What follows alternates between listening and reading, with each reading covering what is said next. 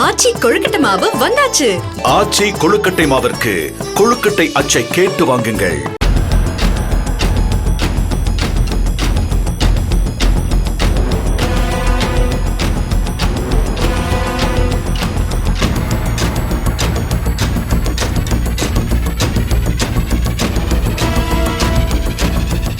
சென்னையில் 2019ஆம் ஆண்டு அரசு பேருந்து படிக்கட்டில் தொங்கியபடி பயணித்த போது கீழே விழுந்து உயிரிழந்ததாக கூறப்படும் மாணவரின் குடும்பத்துக்கு இழப்பீடு வழங்க முடியாது என மோட்டார் வாகன தீர்ப்பாயகம் தீர்ப்பளித்துள்ளது.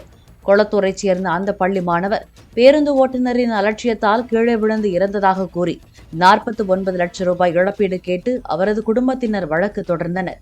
அதனை விசாரித்த நீதிபதி, பேருந்து ஓட்டுநரும் நடத்துனரும் அறிவுறுத்தியதை பொருட்படுத்தாமல் படிக்கட்டில் தொங்கியதே மாணவரின் மரணத்துக்கு காரணம் என்பதால் இழப்பீடு வழங்குமாறு உத்தரவிட முடியாது என தீர்ப்பளித்தார்.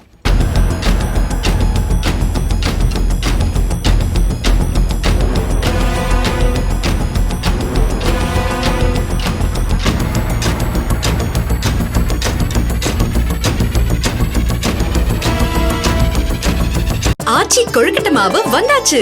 ஆச்சி கொழுக்கட்டை மாவிற்கு கொழுக்கட்டை அச்சை கேட்டு வாங்குங்கள்.